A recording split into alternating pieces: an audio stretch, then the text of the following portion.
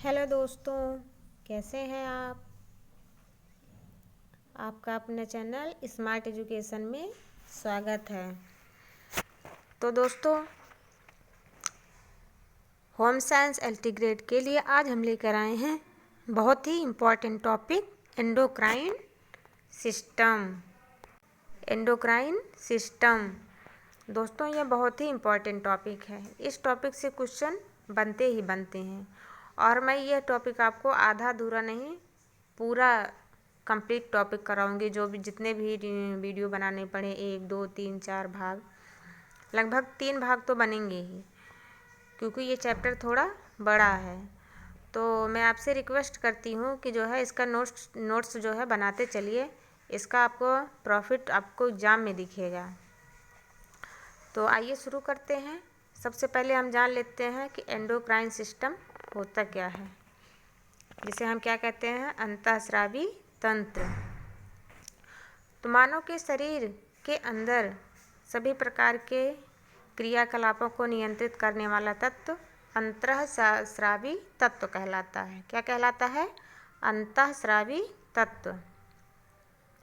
यहाँ से हार्मोन्स और एंजाइम्स का क्या होता है? श्रवण होता है, प्रवण नहीं, श्रवण होता है। और ग्रंथियों के अध्ययन को क्या कहा जाता है?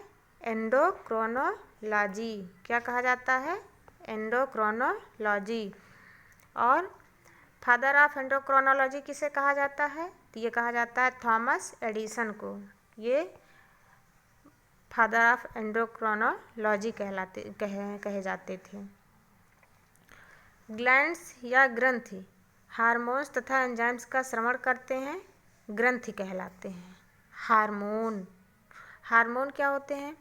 सभी प्रकार के प्रोटीन हार्मोन नहीं होते हैं। हार्मोन एक बार में एक से ज़्यादा स्थान पर क्रिया कर सकते हैं। हार्मोन का हमारे शरीर पर लंबे समय तक प्रभाव रहता है। और ये जो प्रोटीन होते हैं ये यौगिक होते हैं, और जो हार्मोन्स होती हैं ये क्या होते हैं? ये स्टेरॉइड्स होते हैं। ये स्टेरॉइड्स के बने होते हैं। अब बात कर लेते हैं हार्मोन की खोज किसने की और कौन सा हार्मोन पहले खोजा गया। तो हार्मोन की खोज स्टेरलिन और बैलिस ने की। और सबसे पहला खोजा गया हार्मोन कौन सा है? Secretin hormone. सिक्रेटिन हार्मोन जो है ये हमारे स्मॉल इंटेस्टाइन के एक पार्ट ग्रहणी द्वारा, जिसे हम डेडुनम कहते हैं, उसके द्वारा स्रावित होता है। पैनक्रियाज को अग्न्याशयी रस को स्रावित करने के लिए उत्तेजित करता है, अर्थात यह अग्न्यायी रस के स्राव के लिए पैनक्रियाज को एक्टिव करता है। और अब बात कर लेते हैं प्रोटीन के बारे में। तो प्रोटीन जो होते हैं ये एंजाइम्स होते हैं। ये एक बार में एक ही जगह कार्य करते हैं, अर्थात जहाँ उत्पन्न होते हैं वहीं कार्य करते हैं। और प्रोटीन का जो प्रभाव होता है ये हमारे शरीर पर कम समय तक होता है, इसीलिए तो हमें हमेशा प्रोटीन लेने की ज़रूरत रहती है। अब बात कर लेते हैं कि अंतःस्रावी तंत्र के अंतर्गत जो ये ग्रंथियां हैं वो कितने टाइप की होती हैं। तो पहली है एंडोक्राइन, यानी अंतःस्रावी ग्रंथि। कौन सी है? एंडोक्राइन यानी अंतःस्रावी ग्रंथि। एंडोक्राइन या अंतःस्रावी ग्रंथि से सिर्फ किसका श्रवण होता है? हार्मोन्स का श्रवण होता है। और ये नलिका विहीन होती है। और जब हार्मोन्स का श्रवण होता है तो ये सीधे कहाँ पहुँचता है? रक्त में होता है। और नंबर 2 है एक्सोक्राइन या बहिस्रावी ग्रंथि। ये जो एक्सोक्राइन ग्रंथि होती है या बहिस्रावी ग्रंथि होती है, ये जो है हार्मोन्स और एंजाइम्स दोनों का श्रवण करती है। लेकिन ध्यान रखने योग्य बात यह है कि दोनों का श्रवण जो है एक साथ नहीं करती है। या तो पहले हार्मोन्स का करेगा तो एंजाइम्स की नहीं, एंजाइम्स की करेगी तो हार्मोन्स का नहीं। और ये कैसी होती हैं?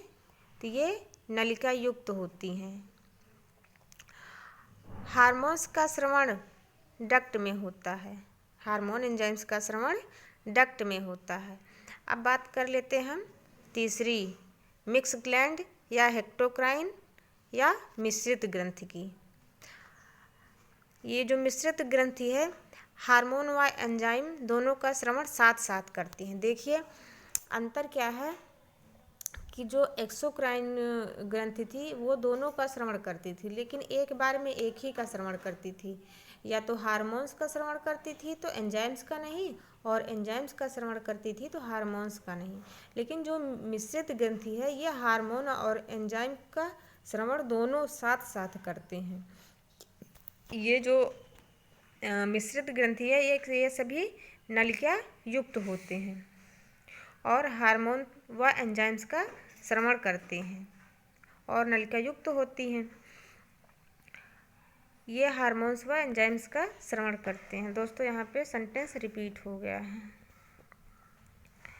क्या आपको पता है कि सबसे बड़ी अंतःस्रावी ग्रंथि कौन सी है? तो वो है थायराइड ग्रंथि। सबसे छोटी अंतःस्रावी ग्रंथि पीनियल ग्रंथि। सबसे बड़ी बहिस्रावी ग्रंथि तो वो है यकृत ग्रंथि। सबसे छोटी बहिस्रावी ग्रंथि तो ये है स्वेट ग्लैंड या पसीना ग्रंथि। अगर सबसे पूछता है कि सबसे छोटी बहिस्रावी ग्रंथि कौन सी है तो हम क्या बताएंगे? स्वेट ग्लैंड या पसीना ग्रंथि। सॉरी, कहाँ गया? स्वेट ग्लैंड या पसीना ग्रंथि।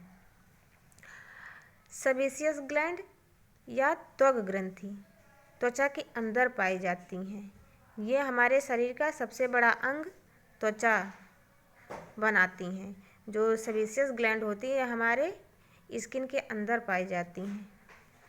जो कितने प्रकार की होती हैं? 3 प्रकार की होती हैं। अगर पूछा जाता है एग्जाम में कि सेबेसियस ग्लैंड या त्वक ग्रंथियाँ कितने प्रकार की होती हैं तो ये 3 प्रकार की होती हैं। सबसे ऊपर की लेयर एपिडर्मिस, फिर डर्मिस, उसके बाद त्वक ग्रंथियाँ। ये 3 प्रकार की होती हैं।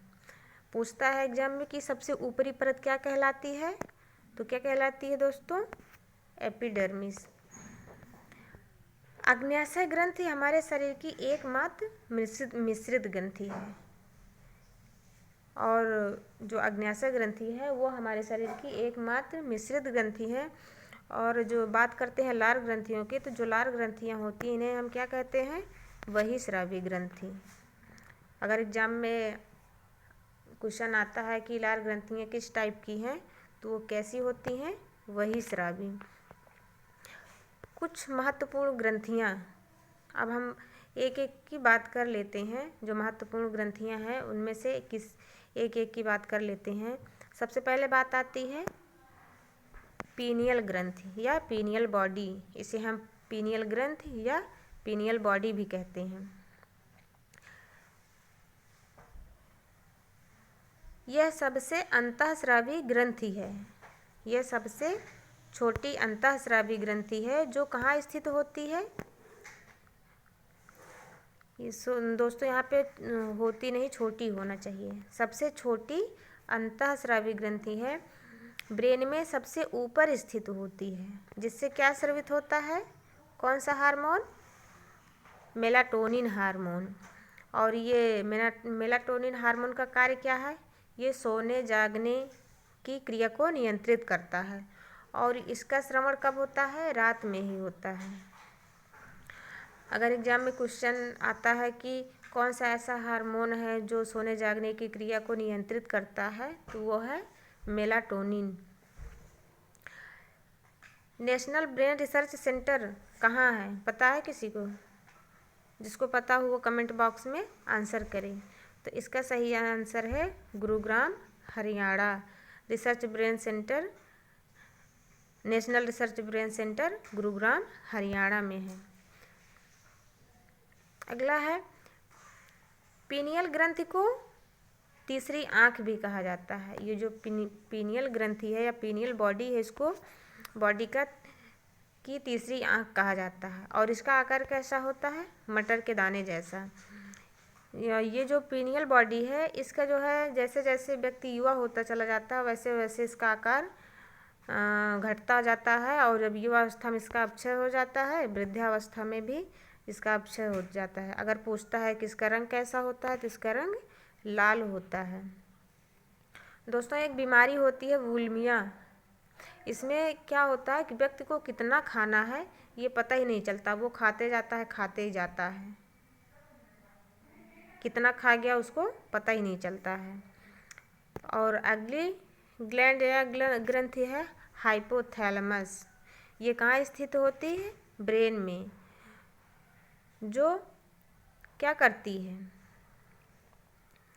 भूख और प्यास का एहसास दिलाती है। किसका एहसास दिलाती है? भूख और प्यास का एहसास दिलाती है। और ये बॉडी के टेम्परेचर को नियंत्रित करती है। जो हाइपोथैलेमस होता है वो क्या करता है? हमारी बॉडी के टेम्परेचर को नियंत्रित करता है। और जो पिट्यूटरी ग्लैंड है उसके द्वारा स्रावित हार्मोन को भी क्या करता है? नियंत्रित करता है। पिट्यूटरी ग्लैंड के द्वारा स्रावित हार्मोन्स को नियंत्रित कौन करता है? तो हम क्या बताएंगे? हाइपोथैलेमस। अब अगला है पिट्यूटरी ग्लैंड या पीयूष ग्रंथि। इसे हम क्या कहते हैं? मास्टर ग्लैंड भी कहते हैं। तो इसमें इसे जो है हाइपोफाइसिस नाम से भी जाना जाता है। ये जो पिट्यूटरी ग्लैंड है या पीयूष ग्रंथि है इसको हम हाइपोफाइसिस नाम पे भी जानते हैं। अगर एग्जाम में आ जाए हाइपोफाइसिस तो दोस्तों घबराना नहीं, कंफ्यूज मत होना, जो है समझ लेना कि ये पीयूष ग्रंथि की बात कर रहा है। इसे हम मास्टर ग्लैंड भी कहते हैं। ये ब्रेन में स्थित होती है। इसे मिनी ब्रेन के नाम से जाना जाता है। किसके नाम से? मिनी ब्रेन के नाम से जाना जाता है। बहुत ही इम्पॉर्टेंट पॉइंट है ये। किस नाम से जाना जाता है? मिनी ब्रेन के नाम से जाना जाता है। सॉरी, यहाँ पे हार्मोन्स होना चाहिए था। ये कितने प्रकार के हार्मोन्स का स्रावन करती है? 9 प्रकार के हार्मोन्स को स्रावित करती है। पहला है GSH, जिसे कहते हैं गोनाडोट्रोपिन स्टिमुलेटिंग हार्मोन्स। क्या कहते हैं? Gonadotropin stimulating hormones. इसे सेक्स सेल को यह क्या करता है? उत्तेजित करता है। जो हमारी बॉडी में सेक्स सेल पाई जाती हैं उसको क्या करता है? उत्तेजित करता है। और जो है GS जो है ये GSH जो है गोनाडोट्रोपिन हार्मोन, ये 2 प्रकार का होता है। पहला है FSH, जिसको फोलिकल स्टिमुलेटिंग हार्मोन्स कहते हैं या हिंदी में पुटिका उत्तेजक हार्मोन कहते हैं। और दूसरा है LH यानी ल्यूटिनाइजिंग हार्मोन। तो दोस्तों आज यहीं तक। इसका अगला पार्ट हम कल लेकर आएंगे। तब तक के लिए नमस्कार। अपनी स्टडी को जारी रखना और मेरे चैनल को लाइक और शेयर और सब्सक्राइब ज़रूर करना। दोस्तों, आप लोग सब्सक्राइब नहीं करते हैं तो बहुत ही दुख होता है, क्योंकि ये सब बनाने में बहुत ही मेहनत लगता है। अगर हम आपके लिए इतनी मेहनत कर सकते हैं तो आप चैनल को सब्सक्राइब तो कर ही सकते हैं, लाइक तो कर ही सकते हैं। बाकी आप लोगों की मर्ज़ी है। हम तो यही चाहते हैं कि जो है आप के लिए जो भी अच्छा हो सके हम करें। धन्यवाद। Thank you for watching.